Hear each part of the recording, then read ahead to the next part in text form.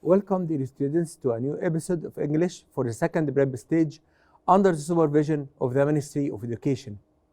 أهلا بكم أعزائي طلبة وطالبات الصف الثاني الإعدادي وحلقة من حلقات اللغة الإنجليزية لهذا العام تحت رعاية وإشراف وزارة التربية والتعليم. As we have finished our units, we are going to revise. زي ما خلصنا أو بما أننا خلصنا الوحدات بتاعتنا، احنا هنبدأ أو بدأنا بالفعل جزء المراجعات. Today we are going to revise some parts of Unit 4 and Unit 5. النهارده هنراجع بعض الأجزاء الخاصة بUnit 4 وUnit 5. Learning objectives عندنا. The first thing we are going to revise writing a paragraph for the second time. هنراجع تاني النهارده المرة التانية ازاي نكتب paragraph أو another types أو another titles for different paragraphs. هنراجع على بعض العناوين المختلفة لكتابة الباراجراف. كمان we are going to revise writing an email. موضوع تاني من الموضوعات ازاي نكتب الايميل او نكتب فيها ايميل. And we are going to explain some examples of complete and correct questions. يعني هنراجع بعض الأمثلة على أكمل الجملة بالشكل الصحيح للفعل. The first thing we are going to write paragraph about a hero you know. أول حاجة هنكتب عنها هنكتب paragraph عن شخص تعرفه. In Unit 3 we have learned about great jobs. We have learned about عمر عبد القادر who lost his leg. عرفنا أو قرينا عن عمر عبد القادر اللي فقد رجله when a shark attacked him لما هاجمه قرش. But he didn't stop and he continued to be successful. يعني هو قعد يشتغل على نفسه عشان يبقى ناجح. Now he is an important sports trainer وهو دلوقتي مدرب رياضي مهم جدا. كمان we have learned about دكتور مجدي يعقوب who is a pioneer in the heart surgeries. يعني هو اتعلمنا عن دكتور مجدي يعقوب اللي هو يعتبر أحد الرواد في عمليات زراعة القلب أو عمليات القلب بشكل عام. We have learned in Unit 4 about the past أو the ancient areas, the ancient cities like Petra and Jarash in Jordan. تعرفنا على في Unit 4 على بعض المدن القديمة زي مدينة جرش ومدينة بترا. وكمان we have learned about the past continuous and past simple. اتعلمنا عن الباست continuous اللي هو زمن الماضي المستمر وزمن الماضي البسيط. Now we are going to write about a hero you know. Do you remember Miss Karima Ahmed, the important nurse in Unit 4, in Unit 3 I'm sorry. فاكر الموضوع اللي كان عن مس كريمة أحمد اللي هي ممرضة مهمة جدا. هنتكلم عن الجزئية ديت أو I will use the information in this part of the unit. هستخدم المعلومات الموجودة في هذا الجزء من الوحدة عشان أكتبها كباراجراف. نبص مع بعض. Today I'm going to talk about a hero I know. ده التايتل بتاع الباراجراف a hero you know. النهارده هتكلم عن شخص أعرفه أو بطل أعرفه. This hero is my mother. أنا هنا غيرت شوية عملت تويك شوية فبقول البطل ده هو والدتي. My mother is an important nurse. My mother's life used to be difficult. She studied to be a nurse at عين شمس University. I can omit عين شمس أو change it to Cairo University مثلا. يعني هنا مش لازم أقول عين شمس University، ممكن أقول جامعة القاهرة. بقول إن والدتي كانت حياتها صعبة في البداية ودرست في جامعة عين شمس. And used to work as a nurse sometimes at night to learn all she could. يعني هي كانت بتعمل كممرضة في بعض الأحيان كانت بتعمل ليلا علشان تقدر تتعلم على قد ما تقدر. Then she got a job at a big hostel in Cairo. This is the most information from the unit. معظم المعلومات ديت موجودة في اليونت عندنا فأنا استخدمتها في كتابة الباراجراف. يعني I don't have to innovate. يعني مش لازم أخترع كتير أو أبتكر. بدل ما أنا عارف جزء موجود في اليونتس عندي وممكن أستخدمه بستخدمه. The second paragraph. She continued to work hard but didn't stop her studies. And soon she became one of the most important nurses in Cairo. Now she works in a big hostel in New Cairo. هي استمرت في العمل الجاد وكانت بتستمر في الدراسة ولم تتوقف عن الدراسة، وأصبحت إحدى أهم الممرضات في القاهرة، ودلوقتي تعمل في أحد المستشفيات في القاهرة الجديدة. يبقى the first part I talked about my mother أو my mother's work، اتكلمت عنها وهي ازاي كانت حياتها صعبة وبدأت تعمل كممرضة. وفي الجزء الثاني اتكلمت عن الجزء اللي هي اشتغلته بالفعل في أحد المستشفيات في القاهرة الجديدة. The third part الجزء الثالث the third topic اللي هو الموضوع الثالث اللي هتكلم فيه في الباراجراف ده. In 2020 many people became ill and she worked every day for many weeks. It was difficult but it was a heroic work because most of them got better. She is also a manager and she helps us to teach new nurses too. I'm very proud of her.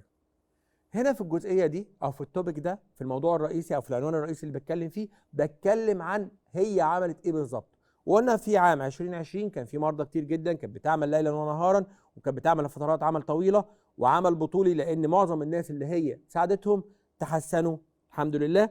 وهي مديرة إحدى المستشفيات، ودلوقتي بتعلم كمان الممرضات بتوعها كمان. I'm very proud of her. أنا فخور جدا بكونها والدتي. I used the most information from the unit. استخدمت معظم الكلمات أو معظم المعلومات الموجودة عندي في اليونت بتاعي، ما بعدتش كتير. If you can innovate and make your own sentences، يعني لو أنت عايز تعرف أو تعمل أو تبتكر جمل من عندك مفيش مشكلة. أنا هنا بسهل عليك، لو جالك كتابة paragraph about a hero you can use this information. Another type of writing، نوع آخر من أنواع الكتابة عندنا في اللغة الإنجليزية. write an email to your friend ماجد. هتكتب إيميل لماجد. وقلنا إن writing an email has a suitable أو a different shape، يعني هو هنا ليه شكل معين في كتابة الإيميل، وهنعرف دلوقتي أو هنتذكر مع بعض شكل الإيميل تاني. بيقول لي write to ماجد about someone you are proud of، شخص أنت فخور بيه. Your email is adil@student.com. Your friend's email is magid@student.com. هنا he gave me the emails. I have to write them. هو اداني هنا الإيميلات فلازم أكتبها زي ما هي. The former episode في حلقة من الحلقات السابقة كنت أنا جايب لك the names only، الأسماء فقط، فكتبت الأسماء وقلت لك ممكن يديني الإيميل، فهنا بنكتب الإيميل. The type of the email or the shape of the email we begin with to وبكتب اسم أو إيميل الشخص اللي أنا ببعته. هنا موجود الإيميل ف to magid@student.com بكتب لماجد. Then from من اللي هو الراسل، اللي هو هنا أنت عادل وجايب لي الإيميل بتاعك، يبقى عادل@student.com. The subject I write the title of the subject I'm going to talk about. أنا بكتب اسم الموضوع اللي بتكلم عنه. السبجكت هنا someone I'm proud of. I have mentioned the same information that's in unit 3. هنعرف دلوقتي ان انا جايب برضو نفس المعلومات اللي تم ذكرها في يونت 3 زي ما هنشوف دلوقتي. انت بتكتب عن شخص انت فخور بيه. فبيقول لي hello how are you I'm happy to write to you today I'm going to talk about someone I am proud of. قلنا the first part of the email is kept او is fixed، يعني الجزء الاولاني في الايميل هو ثابت وهو محفوظ عندك، بتكتبه زي ما هو. hello how are you I'm happy to write to you. كيف حالك؟ انا سعيد باني بكتب لك. وبكتب اسم الموضوع اللي هكتب عنه بعد كده. I am going to write about او to talk about someone I'm proud of. بتكلم عن شخص انا فخور بيه. This person is my brother أحمد. أخويا أحمد. أحمد loves playing handball and he is very good at it. I can change handball to football to swimming as you like. يعني ممكن تغير كلمة handball وتقول تحطها football swimming زي ما أنت عايز. وبقول إن أخويا بيحب رياضة الهاندبول وهو كمان جيد جدا فيها. When he was 8 he played in a junior competition for a team in our city. لما كان عنده 8 سنوات كان بيلعب في مسابقة لصغار السن أو للصغار يعني في أحد فرق المدينة عندنا. The team didn't win but it was in the final. الفريق فعلا ما فازش بالبطولة ولكنه كان في النهائي. The same information in the unit. دي موجودة عندك، المعلومات دي موجودة عندك في اليونت بتاعك. The second paragraph. Ahmed is now 21 and last year he played for an important senior team. أحمد دلوقتي عنده 21 سنة والعام الماضي انضم لفريق كبار السن. أحمد joined to the national team. كمان أحمد انضم إلى المنتخب الوطني. He was very pleased. هو كان سعيد جدا بانضمامه. Next year the team is playing an important competition. العام القادم الفريق هيلعب في مسابقة مهمة أو منافسة مهمة زي ما هتقام عندنا مباريات كأس العالم لكرة اليد. I hope they win. أتمنى لهم الفوز. يبقى هنا the same information in the unit. If you can innovate, if you can write your own ideas, it's up to you. الموضوع ليك انت. ممكن تغير هنا في الموضوع وتكتب بدل هاندبول زي ما قلنا فوتبول. ممكن تقول ان هو بيلعب في النادي مع اصدقائه ايا كان الشخص يعني. ممكن تقول I'm proud of my father works. تقول عن شغل والدك ايا كان. ولكن انا جايب لك an easy example. جايب لك مثال سهل to write about وجايبه لك من اليونتس بتاعتك. Now write soon yours عادل. This is the form of writing an email. Now we are going to revise part of the grammar. هنراجع على جزء من أجزاء الجرامر اللي هو the past simple and the past continuous. هنراجع مع بعض على ال past simple وال past continuous. Let's begin our revision for that part. تعالوا مع بعض نشوف الجزئية بتاعت المراجعة على ال past simple وال past continuous مع بعض.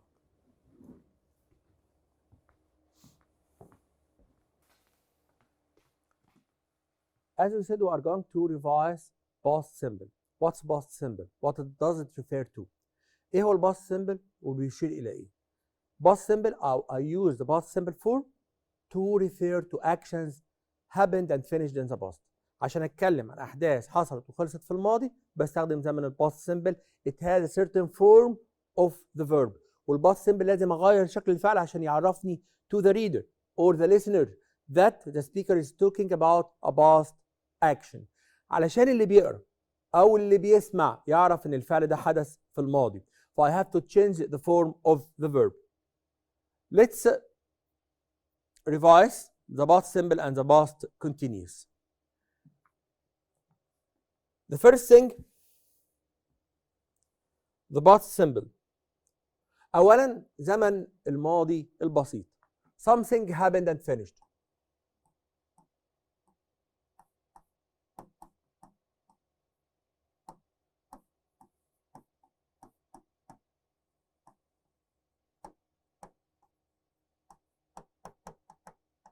شيء حصل وايه وانتهى. تمام. طيب الكي ووردز الكلمات الداله على الماضي البسيط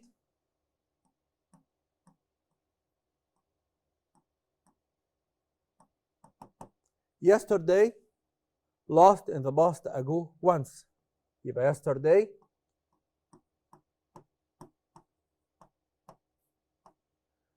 last, ago, in the past, وكمان once. When I find these words or these key words in a sentence, I have to change the verb into the past form or the second form. لما الاقي الكلمات دي لازم اغير الفعل في التصريف الثاني، فاحط الفعل في التصريف الثاني باضافه irregular verbs زي كلمه play او work، بضيف ed تبقى played or worked. Another verb like love and this with e تبقى loved. Another verb and this with y comes after vowel comes after consonant زي كلمة study منتهية بواي جاية بعد حرف من الحروف الساكنة. I omit the y and put ied تبقى studied. There are some irregular verbs بعض الافعال الشاذه اللي لازم احفظ الشكل او التصريف الثاني بتاعها في الماضي، زي كلمه جو، went، see، saw and so on. في افعال كتير جدا لازم احفظ الشكل بتاعها في الماضي. طيب in the affirmative sentence I put the verb in second form. لو في الجمله العاديه بحط الفعل في التصريف الثاني. in the negative form في النفي I use didn't plus verb in infinitive. يعني لو اجي في الجمله بستخدم didn't واحط الفعل في الايه؟ في المصدر. بحط didn't والفعل في المصدر. in the question form I use did after the question article then the verb in the infinitive form. يعني بستخدم did في السؤال وبحط بعد كده الفعل برضو في الايه؟ في المصدر. طب تعالوا نشوف مثال. بيقول لي علي studied English yesterday.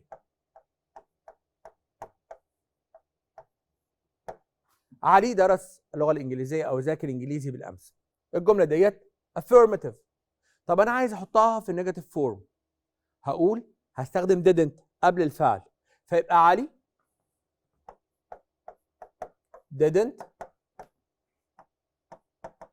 study. ليه study؟ عشان في didn't بشيل didn't او اتحطت didn't بشيل الاي دي وارجع الفعل للمصدر مره ثانيه. ونكمل الجمله English yesterday. طب I want to form a question. عايز اعمل سؤال.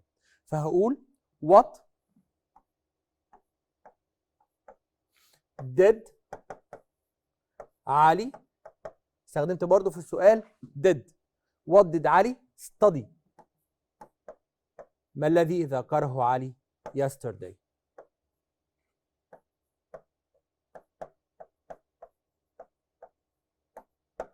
ما الذي ذكره علي بالامس؟ حلو. يبقى هنا I used did in the question, I used didn't in the negative form. There is some important part. في حاجة مهمة تانية اللي هي used to. used to means something happened أو something I used to do أو I do it regularly in the past but I no longer do. يعني حاجة كنت بعملها بشكل منتظم في الماضي وما عدتش بعملها. بستخدم used to والفعل في المصدر. يبقى used to plus verb infinitive form. used to بيجي بعدها الفعل في المصدر. I used to swim when I was in Alex. لما كنت or when I lived in Alex. أنا كنت معتاد على السباحة لما كنت بعيش في اسكندرية. معناها أنا ما عدتش بعوم دلوقتي. ما عدتش بعوم. Okay? I don't like to swim. I used to get up late when I was younger. لما كنت أصغر كنت بصحى بمزاجي واصحى متأخر. ما عدتش بصحى متأخر. يبقى used to بيجي بعدها الفعل في المصدر. في النفي بتاعها بتبقى didn't use to. وفي الكويستشن بقول did use to. وهنا في طبعا subject في الفاعل. طب تعالى مثال بسيط. علي used to drink milk مثلا. علي كان بيحب يشرب اللبن. فلو في النفي هتبقى علي didn't use to drink milk. علي didn't use to drink milk. علي ما كانش متعود يشرب لبن. فبستخدم didn't use و did use في السؤال. انما في الجمله العاديه used to الفعل في المصدر. Let's continue our episode. تعالوا مع بعض نستكمل الحلقه بتاعتنا.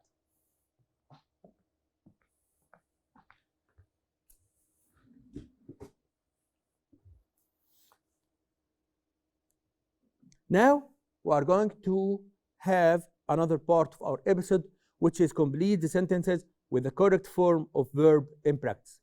يعني كمل الجملة بالشكل الصحيح للأفعال الموجودة عندك. He spent a week in North Coast last summer. هو قعد أسبوع في الساحل الشمالي. هنا last summer the verb in the past يبقى spent هتبقى spent in the second form. Another sentence. I see Mona at the club yesterday. Yesterday يبقى past simple. يبقى see هتبقى saw. يبقى I saw Mona in the club yesterday. Number 3. She can't drive a car 2 years ago. Past simple. Can't تبقى couldn't. يبقى she couldn't drive. ما كانتش تقدر تسوق عربية من سنتين. Another sentence. Do you visit London before? Before يعني في السابق. يبقى past simple. Do with present simple إنما in the past simple تبقى did. Another sentence. Did Ali went after do, does, did, didn't, don't, doesn't. The verb is in the infinitive form. بعد الأفعال المساعدة دي كلها بنحط الفعل في المصدر. ولسه قايلين إن did بيجي بعدها الفعل في المصدر. يبقى هنا did Ali go to school. I studied math last night. Last night the verb in the past يبقى I studied math last night. Another sentence. It be sunny yesterday. It's an important part. في جزئية مهمة قوي هنا نسينا نقولها أثناء شرح الباست سمبل. Verb to be. Be, am, is, are turned to be, was or were. يعني لو كلمة be أو am أو is بيبقوا was والسنجلر في الماضي.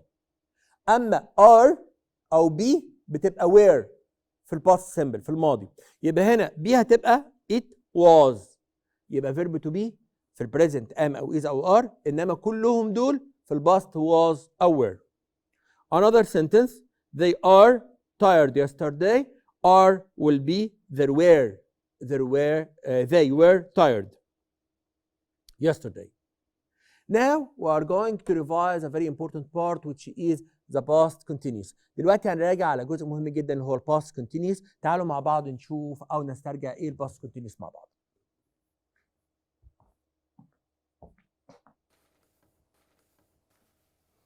Now we are going to revise the past continuous. هنراجع مع بعض زمن الماضي مستمر وبنقول the past continuous something happened and finished but it was continuous at certain time in the past. هو زيه زي الماضي البسيط انتهى ولكنه كان مستمرا في لحظة معينة في الماضي. The form of the past continuous شكل زمن الماضي المستمر past continuous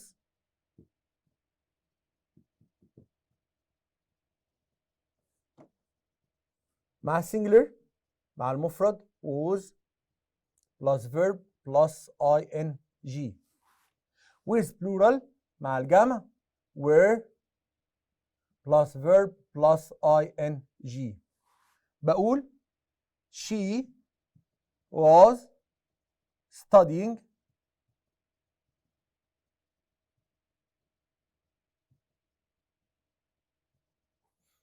at 8 o'clock. هي كانت بتدرس الساعة وبتذاكر الساعة 8. There is an important part connected to the past simple and past continuous. في حاجة مهمة قوي بتتعلق بالpast simple و past continuous اللي هي how to connect between two sentences. ازاي اربط بين جملتين. While, as, just as, followed by, was or were plus verb plus ing. The other sentence past simple. الجملة الأخيرة البعيدة في الباست سمبل إنما بعد while و as و just as past continuous. For example, while she was studying I slept. بينما هي بتذاكر أنا نمت. while when بينما كلمة when بيجي بعدها past simple الأول والجملة الثانية past continuous اللي هو was or were or plus verb plus ing. يعني while و as و just as بعدها past continuous. when بعدها past simple بنقول المثال when he called past simple لما هو اتصل I was watching تي في. انا كنت بتفرج على التلفزيون. يبقى هنا باست كونتينيوس was aware بلس فيرب بلس اي ان جي، while واز وجاست از بيجي بعدها باست كونتينيوس الاول، لازم يجي بعدين was aware واي ان جي، بينما وين بيجي بعدها باست سمبل. تعالوا مع بعض نستكمل حلقتنا.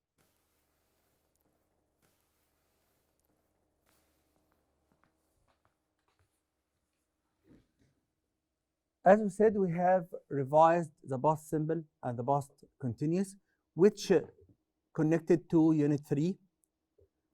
احنا رجعنا مع بعض زمن الماضي المستمر والماضي البسيط اللي كان جزء من اجزاء الوحده الثالثه كانت عندنا اللي هي great jobs.